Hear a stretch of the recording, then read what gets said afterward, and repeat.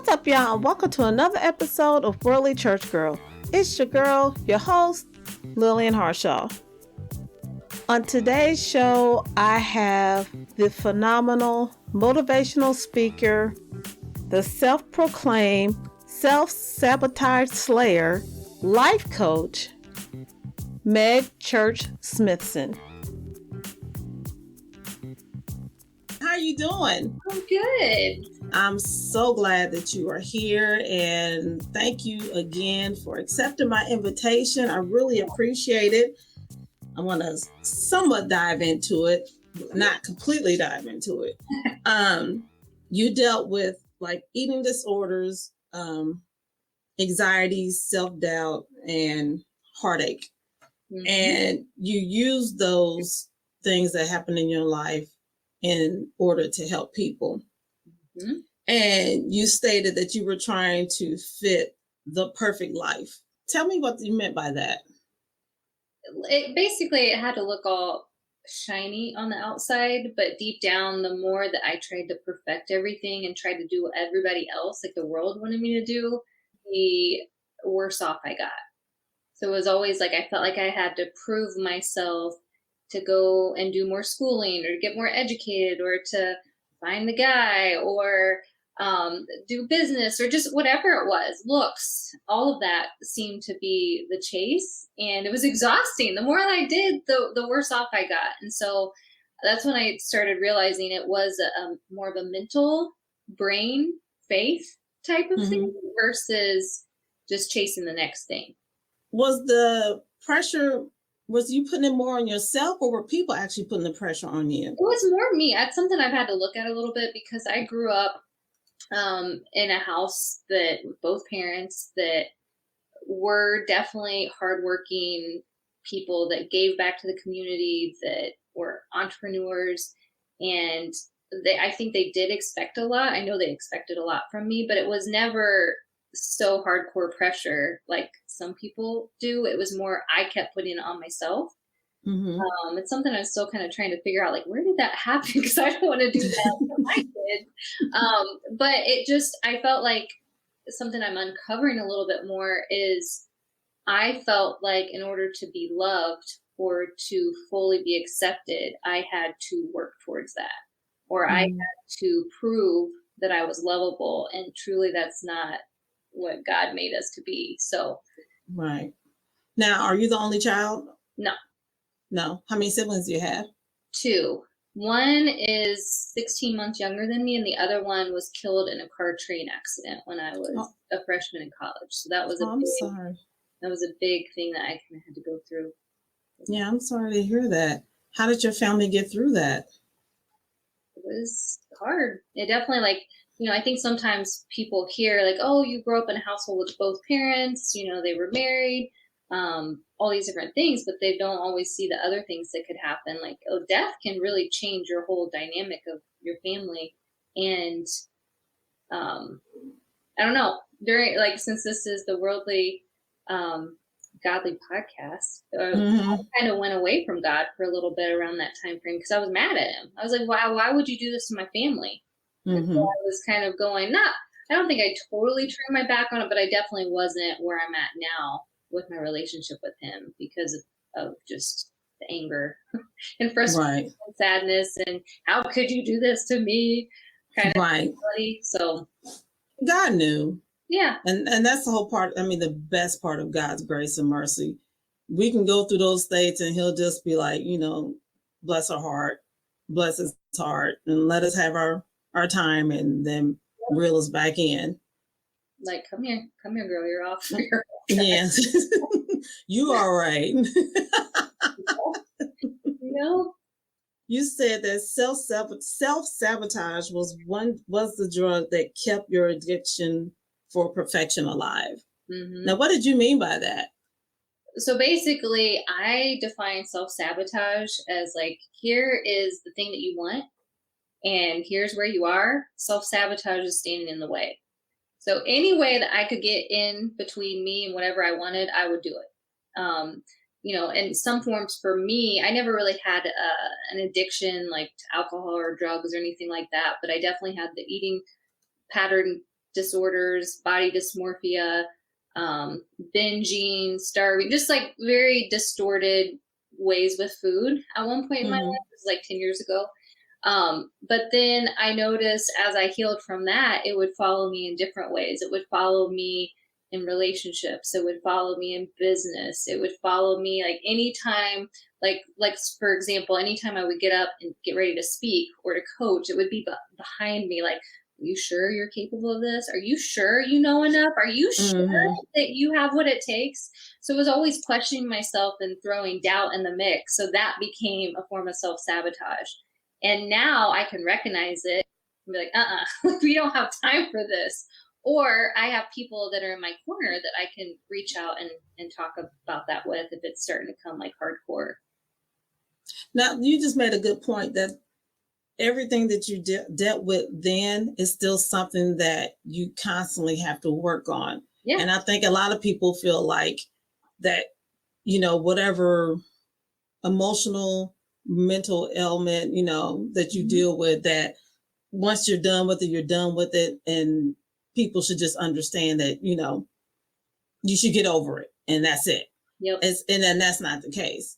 Yeah, no, it's that's why I like to say I help people get out of their own way, because there's always different ways that we're going to be in our own way. Like our brains are very powerful, and you can start to think one way and then it's going to produce a feeling, then it's going to produce your actions, and then it's going to produce your results, even if you're not intentionally wanting that result because you have a thought.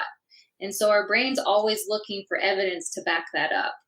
And so having either a coach or having, someone that you love and that loves you to actually talk about that with, or just friends that kind of know and recognize when something's going on that you trust in order to share it with them, is something that's been really helpful. For me, also journaling or just writing it out is really, really helpful. Just like putting a name to it. Feel like I used to call out, like if I was struggling with something, I would call it out by a name, just so that you're bringing it to light. So you're not letting it impact you, like dictate. That's smart. That's smart. Taking away its power. Yeah. You're bringing that darkness into the light, because that's what to me, self-sabotage a lot of times is rooted in. What I found, it's more shame-based, and shame grows in isolation. So when you are struggling with something and you keep it in the dark, it's just going to keep multiplying, kind of like the gremlins back in the day. Like it's just going to keep getting bigger when it's introduced to the light. So we just watched Gremlins not too long ago again. So that's why. So it's right there. It's right there. Yep. Let's talk about shame-based, because I know we kind of tiptoed on it a little bit, that we wanted to talk about it. Why is it that we, and I'm probably guilty of it too, are so quick to be so mindful of what we think other people are going to think about us all the time? So we back away or get shameful of our past and always have put our past right in front of us, almost act like an armor, if you will, to protect us from what we can be or what we could be. Why do you think we always do that? Because we as humans are programmed to, like, it's like back in the day of the tribes, like you want to be connected. We're made for connection. And so the thought of being rejected or made fun of or something is like throwing you outside of the tribe. And so the thought of having to do that is can be so intense, and you're going to have so much shame around it. Or maybe it's going to bring you back, like you said, to something from your past. Maybe you were in first grade. Like, for example, for me, I peed my pants in first grade and I had shame around it for a while. So if someone would have seen that and picked on me, I could have had shame about going out in public, or, if I did pee my pants as an adult, I might revert back and think about that. Right. And so we think about things where maybe we got shamed before, or maybe we got rejected, or we felt like we didn't do what the people around us wanted to do. And so that's building evidence for some of the things that we don't really want to have happen again. We don't want to be thrown out of the tribe.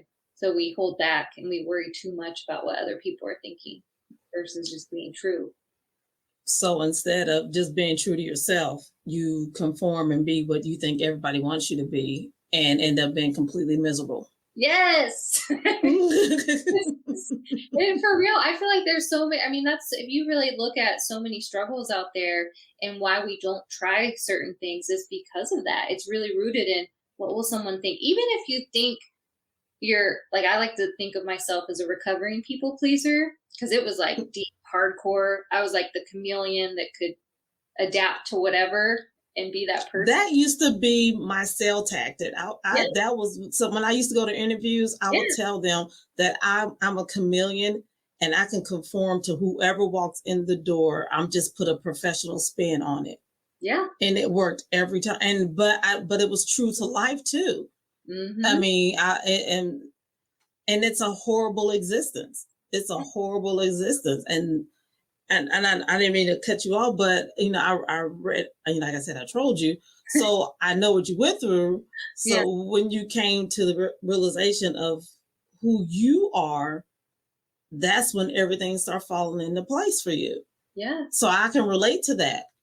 And it's so funny too, because it's not funny, like funny now, but when you think about being true to yourself, like for one example, for me, and I know that you're probably like this too, because if not, you wouldn't have a podcast. But I don't know if you ever had to hold back some of your drive and some of your passion for what you truly love to do and fear what other people who are not passionate and who are not driven are going to think of you.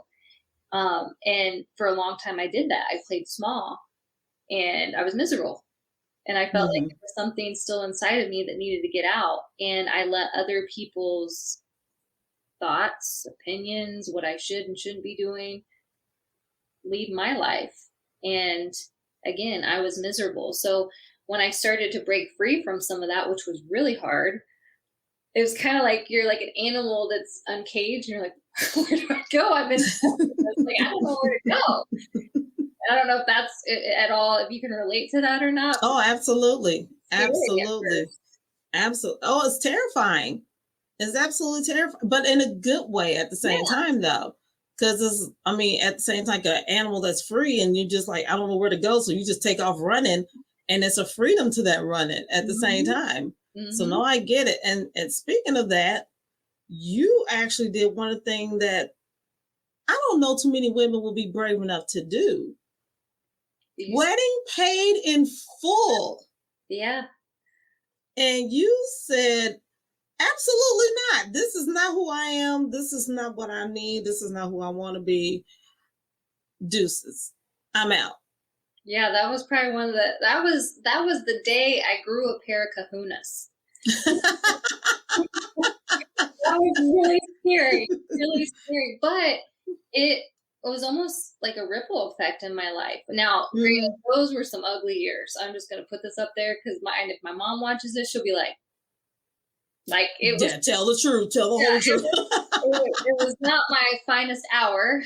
Years, but I called a wedding off that was fully paid for 2 months prior. Just a lot of realizations. I didn't really know who I was. I didn't know what I wanted out of life. There were some distractions in my life too. And I kind of bit the bait on some distractions. And then, I don't know, he was a great guy and I know that he is married now. So that's great. But yeah, I think it's so important to figure out who you are, what you want, what you don't want, and to really not be living out of that chameleon life, because if you're a chameleon and they're a chameleon and you get together and then you both take off the mask, like what's going to happen? And so have a whole bunch of fake babies now. Yeah. So that's kind of one of those things. But then that stemmed a whole other journey. I was going to be a dentist, called that off. And I just went on this whole exploration, kind of like eat, pray, love, but my own way, I guess. And went back to school, dated a lot, tried to figure out who I was, healed, did a lot of stuff. But it was good. It was great. Well, it was painful too. It's not all rainbows, but it was good. But let's talk about the silver lining. You did find your best friend Yes. Your husband. Well, what's crazy, so I had said to you, I was like, if you want to bring this up, Oh, I was going it to. all goes into this. So Derek, who is now my husband, Mhm. and I met in 2006, and he knew we were best friends then. We met in a restaurant when we were working in college, and he like knew that I probably shouldn't be getting married. And when I did call the wedding off, like, I always had this crush on him, but he was kind of like a celebrity to me. Like, there's no way this is ever going to happen. I had really low self esteem. He used to call me the ugly duckling because he's like, you don't realize how beautiful you are. At first, I thought, like, what's he calling me? Yeah, you rude. Yeah. So, but then we tried dating shortly, I don't know, a few months after I called the wedding off. And I was hot mess Meg then. And he realized that too. But he had professed his feelings to me. So it was like fireworks went off because I was like, wait, what? You have Right. been with me this whole Yo, time? you lie. I know. So we kind of tried, but I was scared because I knew I truly did have feelings for him and wasn't sure if he did or not. It just kind of like, again, it was my hot mess Meg phase in my life. And so we kind of went our separate ways. I moved away to New York to continue school. Um, he moved away to Houston and ended up marrying someone that I always told him didn't deserve him. And so we both thought that about each other. Right. And yeah, I dated for a while in between, figured out what I wanted, what I didn't want. But in the back of my mind, I always wanted someone to be like him. Like he was like my 10. And so I would always compare little things to him. And then years later, just on a whim, I messaged him, and he normally would never message me back, especially if he was in something. And so he messaged me back, and I felt like like I would like almost went into shock while I was in the gym because I hadn't heard from him for 8 years. And he messaged me back. So I knew that was a sign, like why he wouldn't have messaged me back if he was still in something. And so we just started connecting. I could not put my phone down. I felt like I had just seen a ghost. Like I feel like he resurrected for real. And we just couldn't quit talking to each other. Come to find out his stuff had not worked. And then we came back together, and then we've been inseparable. And I know that's like a really, really condensed version of it, but yeah, we got married in March, and it's just kind of Of this year? yeah. Oh, wow. We got married in Kauai. Oh, how nice. Yeah. I saw your pictures. Beautiful. Thank you. It was amazing. It was.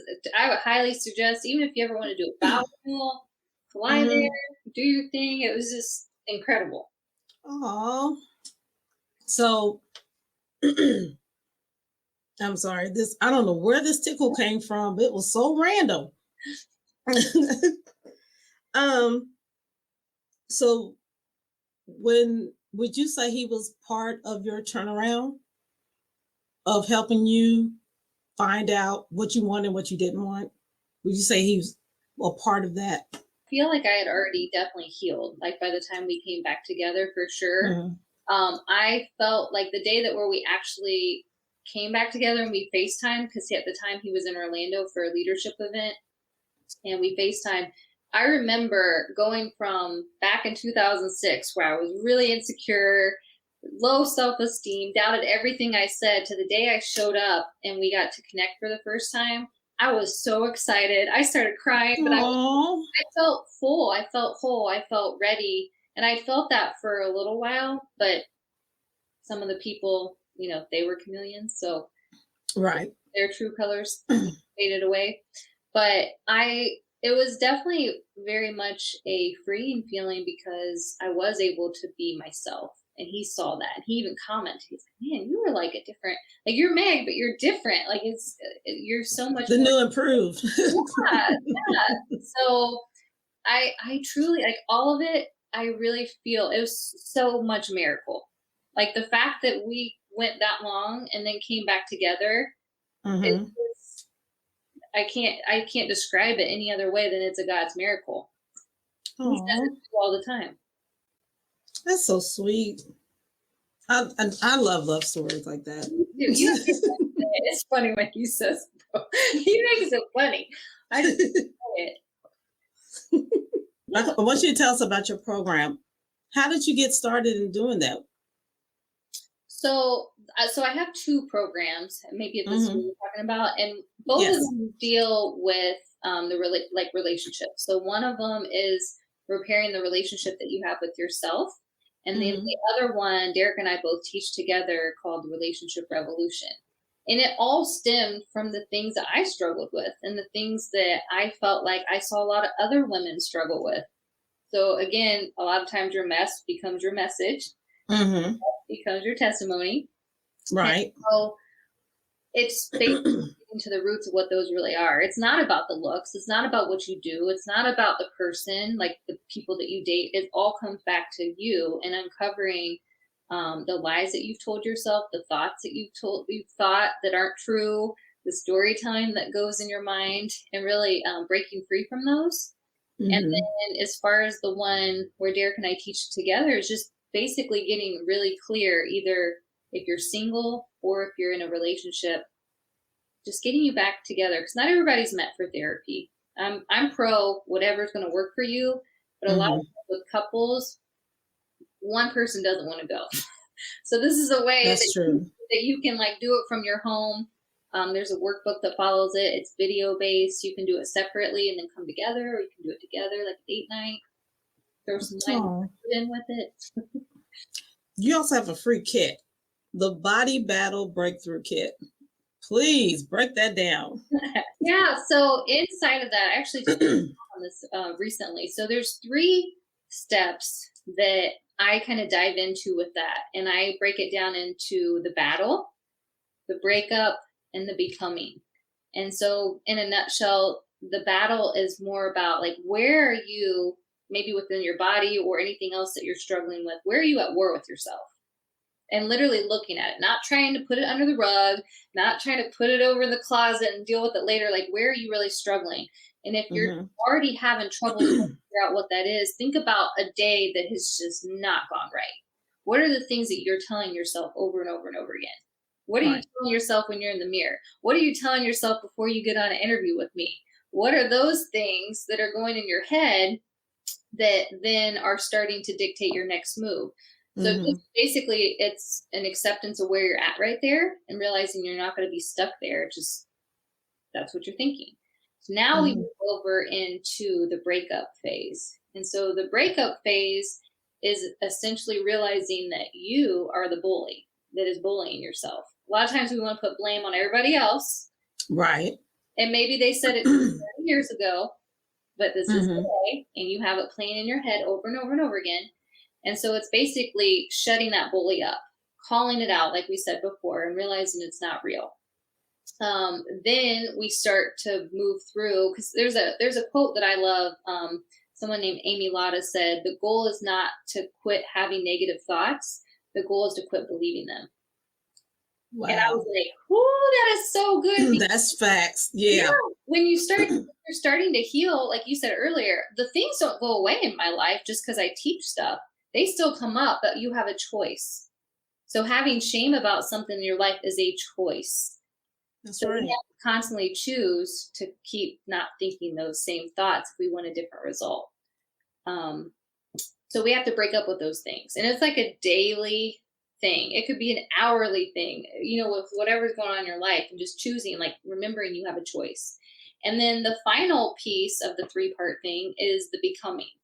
So again, I'm just trying to use a bigger example, not just with the body stuff because it can apply to, Okay. but we focus so much on what we aren't and in scarcity mindset and what we lack and all the things we don't like. And truly, this is like shifting gears into what we do already have, what we do want to become, and focusing our energy there. And what's funny, I always say funny, it's not funny, but ironic, or we spend so much time on those things and we get exhausted that then we don't have any time left over to work on what we really want. So whether it's a Right. relationship, being more present with your kids, eating healthier, working on your body, going to the gym, whatever it is, we don't spend time there because we're so busy beating ourselves up. So we literally have to, as we break up with that inner bully, we have to focus on what we do want. And one of the biggest ways to figure out what you do want is from all of the failures, all the things that happened in your past that showed you what you don't want. To me, that's the biggest area of clarity, is just figuring out what you don't want from all those things. That is Especially in the fast. dating world. Okay. Yeah. My husband says it all the time. Once you figure out what you don't want, then you know what you want. Yes. That he says that all the time, especially to our children. He says that all the time. Yeah. And it's true. And it's very true. But a lot of times we want to beat ourselves up for having, made the mistake or the failure or the mess up or whatever. I'm like, no, that's wisdom right there. Use that. You got a lesson. You got a lesson. Yeah. For valuable free. lesson. For free. For free. Well, it kind of came with a cost. It came with a little cost, but some tears were shed, and, yeah. but those tears was a good purging for you to know, get that out of your system, and now don't do that again. So yeah, you're so right. One thing you have on your website I saw was the Ultimate Body Battle Breakthrough. Is that part of the same program? Yeah, it's kind of, so the Body Battle Breakthrough Kit is like a freebie. So you guys could go on and like basically put your name in, and then it'll send it to you through email. With Bulletproof You is the course. So it's more about really, like I said, repairing the relationship that you have with your self-worth, and then becoming comfortable with who you are. So a lot of times in that, we do dive in more to just the body struggles, the self-doubt, the worth, learning boundaries. Boundaries is big. I love boundaries. Now, you talking about boundaries as far as relationships, or are you talking about boundaries with the physical body? Just period. Yeah, anything. So something that I never even realized that I was teaching boundaries until some of my clients were like, oh yeah, I learned boundaries from you. And I was like, okay.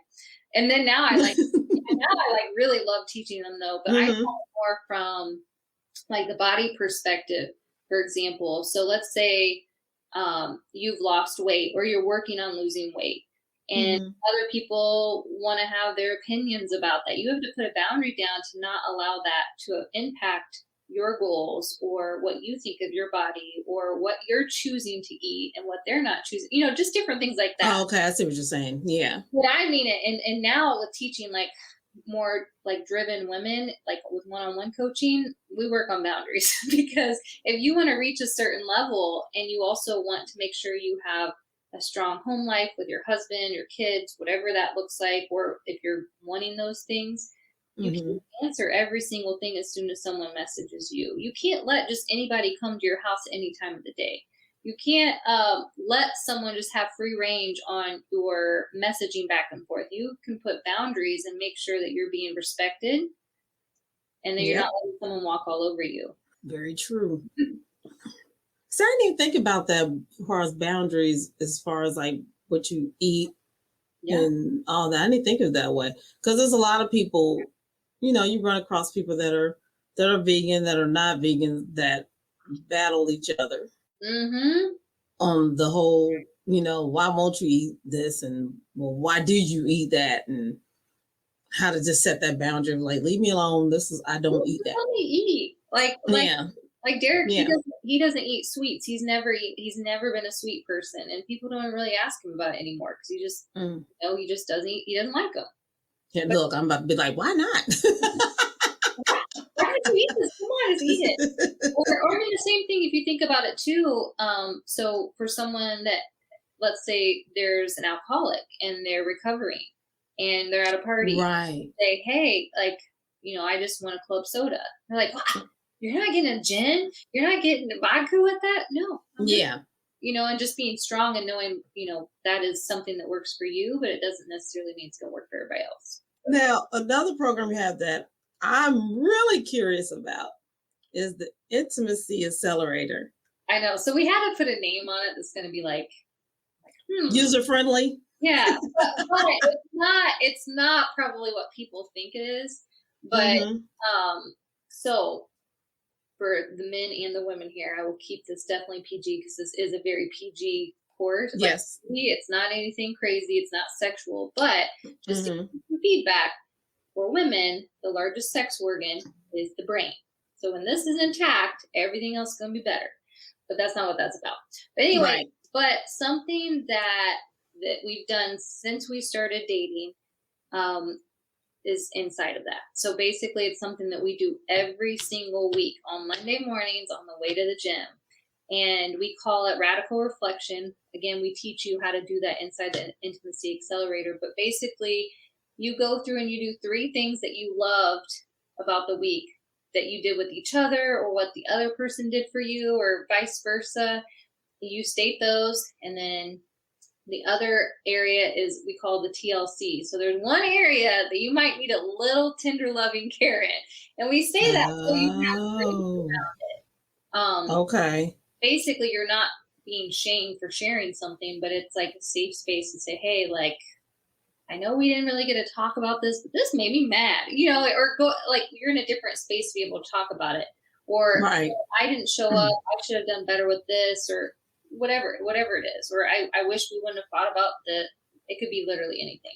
But basically you take turns. So each week, the other person alternates, and they'll go first the next time, and then you go first. But what's really neat about it, and some people might be like, well, that's really simple. The simple things are the things that work. The simple things doing consistently are the things that work. And so what it does is it reminds the person that just got commended for doing XYZ to want to do that more. You're getting feedback on a weekly basis.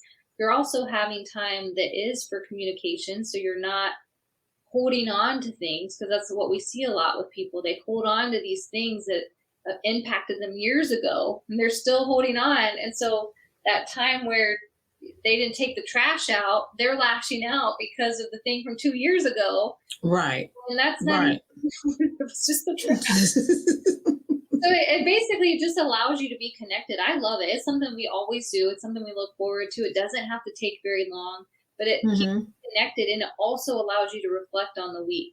Like, if you can't think of 3 things, then you need to hang out with each other more. You need to step your game up and do more for, one another, or carve out a time, go on a date, do something. It doesn't have to be right.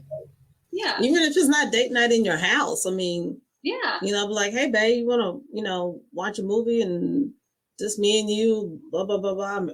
Pop some Jiffy popcorn if they still have Jiffy popcorn. Yeah. And just well, it could be literally like it kind of goes into, I don't know if you do love languages or if you've ever done the love languages with your husband or not, but we're big. I have not.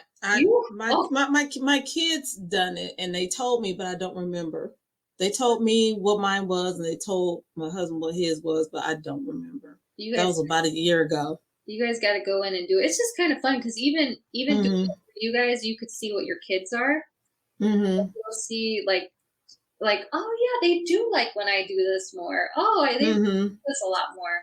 And okay. So, for example, I'll say one of mine just to give an example of like a love language of mine is words of affirmation, and another one is quality time. Like, I love quality time. They're cool, but they don't make me feel loved. They just, I'm like, oh, okay, that's a bonus. But so something that I will probably state this next Monday, a part of our radical reflection, was I had an event the other day, and in the morning before he went to work and before I started my day, because it was going to be in the evening, he just brought me into the kitchen. He held my hands. He's like, let's pray before like you have your event later in the day. And it was such a powerful prayer. Like, I had tears rolling down my eyes. I started speaking in tongues. It was like so, like I was shaking. It was so, and I was just like, man, like those are the things you remember. It doesn't matter, right? I don't know. Sometimes it's not the big grand things. It's the little bitty things. Yeah. And that was an intimate moment for you too. Yeah. I mean, you can't get no more intimate than you and him and God. I mean, my God. Yep. Yeah. So it's like when you then like you start thinking and you start looking for those things to be able to share, on Monday. And then sometimes you're like, wait, what happened this week? What do we even do this week? We write everything on a calendar, everything that we got to do, or that way we can keep up with each other's schedule. Yep. And it's just like sometimes the calendars start off with just the dates on there because it's on the easel. Yeah. And next thing you know, 3 days into the month, it's like, what in the world? I don't even know what we're doing today. It's like, well, I had no idea you had all this done, got to do, and I got to do all this. And it's like, okay, we'll pass each other. No. Yeah. How long have you been married? We've been married 3 months. Lord forgive me. 3 years. Aww. Yeah, we met online. Awesome. I know. It's my honey. I need people to hear that because one of the girls that was at the event was like, I just can't meet anyone. I don't want to do the online thing because they've been crazy. So if you're listening, yes, and I'm not gonna lie, there was a lot of crazy ones on there. And the funny thing about our story is that he said something, and it wasn't real creepy, but it was creepy enough to where I was like, and I tried to hit the block button, and it wouldn't work. What'd he say? Oh, he's gonna kill me. He said that. Well, just embarrass him. It's all right. He said that my profile picture looks like I smell good. And I was like, what? Blah, blah, blah, blah, blah. So guys, don't say that, but if you do, there's still hope for you. And the button would not work, and he cleaned it up like in the next paragraph, and while I was trying to push the button. That is so funny. So I was like, okay. I said, God was like, what are you doing? I'm sending you that man you always wanted. You sitting there. That is so funny. Yeah, I love stuff like that. So when we finally met, I told him, I tried to block you. It's like she did. Yeah. So no, but it was from the day we met face to face. It's just been, I hate to say fairy tale, but it's been a fairy tale. I mean, he asked my kids for permission to ask me to marry him, and Aww. I know. No, but okay, so that's the kind of stuff people need to hear, though. Like, you need to tell, people don't know your story, you need to tell it too, because there's so many people that want to keep thinking that no one's good out there. Oh my gosh, I have some crazy looking person outside. The dog's going crazy. Anyway. Is that your dog? Yeah, she's in the back, and I put her out there just so that this wouldn't happen, but people ring their doorbell, and that's what they do. But anyway, I think that people do need to hear when people are happy, because everybody wants to just talk about all the things that go wrong in relationships and talk about all the negative. And then sometimes when you do have something good, it's almost like you don't want to necessarily share it because other people maybe are struggling. You don't want other people to, you don't feel like you're gloating almost. Yeah. One thing that my husband told me when we were dating, he was the first one to say, I love you. Look, I'm telling you all his business. He's the first one to say, I love you. And I thought it was kind of soon. And then he explained it to me in the biblical sense of what love was all about. And I was like, oh, well, when you put it that way, oh, okay, I love you too. And then as we kept dating, he said, you know what? I like you. I'm like, what? Like, I thought you did. I was like, I thought you already did. He was like, no, there's a difference between loving someone and liking someone. I was like, you got a point. So did he help with your journey?